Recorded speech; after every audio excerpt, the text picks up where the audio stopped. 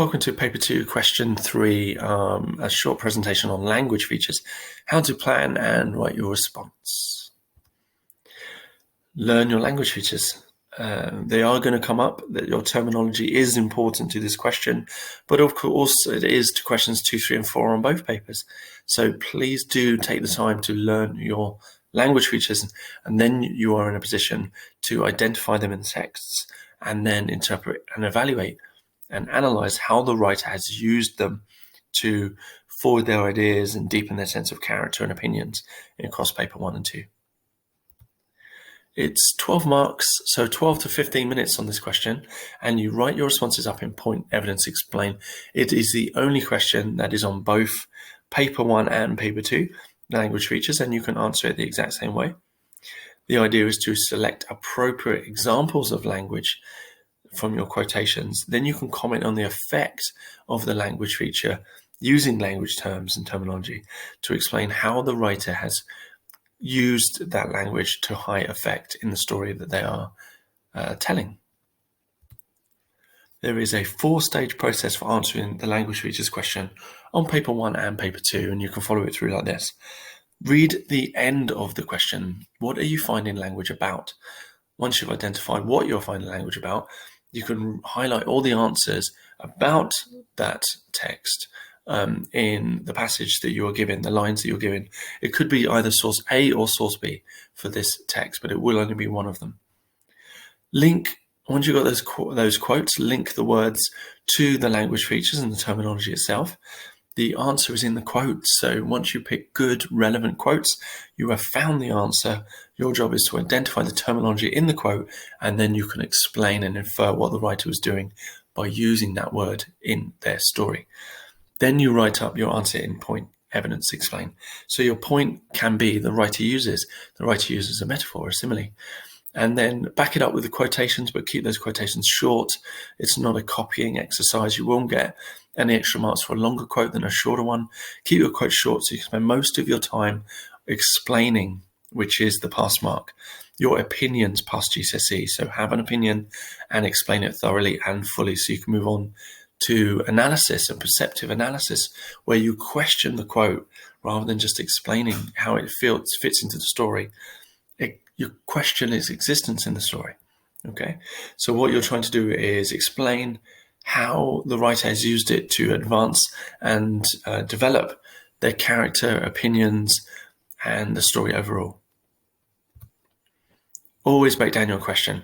Which source are you referring to, source A or source B, and which lines? It will say in the question. So be specific, maybe go to the text, put a box around it or lines or highlight around it so you know where you're focused in.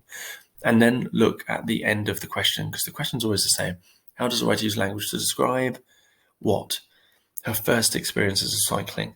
So in those 10 lines, there will be plenty of quotes about her experiences of cycling that you will then be able to identify and interpret and explain. So you write out your response in point, evidence, explain. If it's easier for you, think about P.E.E or point, evidence, explain, zoom, link. Either one of those is a completely valid response. Your point is your overall statement, your clear answer to the question, which you are backing up with your evidence from the text, and then you're explaining what the language feature is doing in the story. Look at whether it's the writer's opinion, whether they are happy or sad or feeling good or bad about something. What is going on with that language feature? The best thing to do is to find the interesting words. Zoom in on the interesting words. They may stand out to you because they're contradictory or they're hyperbole, or they may be just very interesting statements, emotive language about that character or that writer, in paper 2, so that it'll give you plenty of evidence to explore. And then try and link back to the overall picture, the big picture. What is the moral of the story overall? So if it helps, rather than point, evidence, explain, they both do exactly the same thing. Think about P.E.E or point, evidence, explain, zoom in on a word, and then have lots to say about it and link it back to the overall.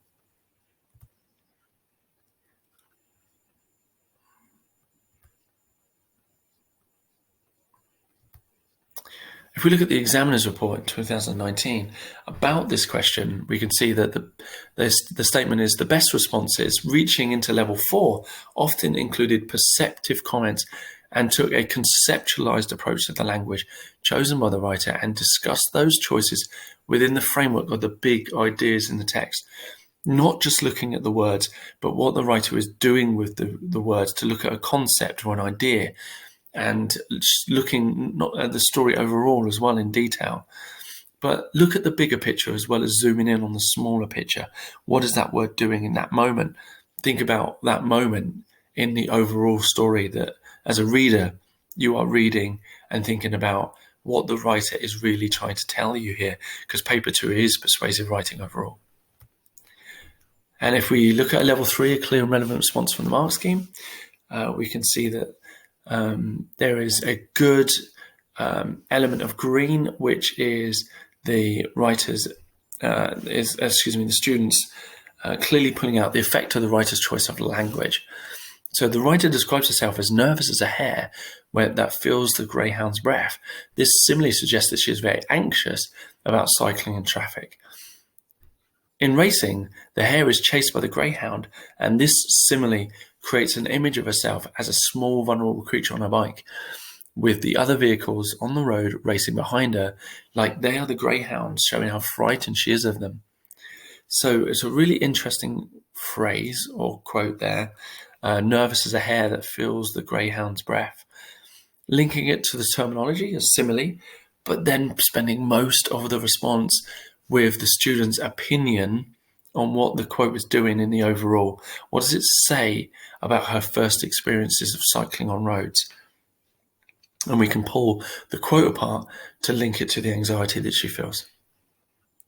So just to go back and have a quick check on paper 2, question 3's language features, we are looking at 12 marks, 12 to 15 minutes in P or PSEL, where you are showing your learning of language features and selecting relevant quotes so you can interpret their meaning in the text overall.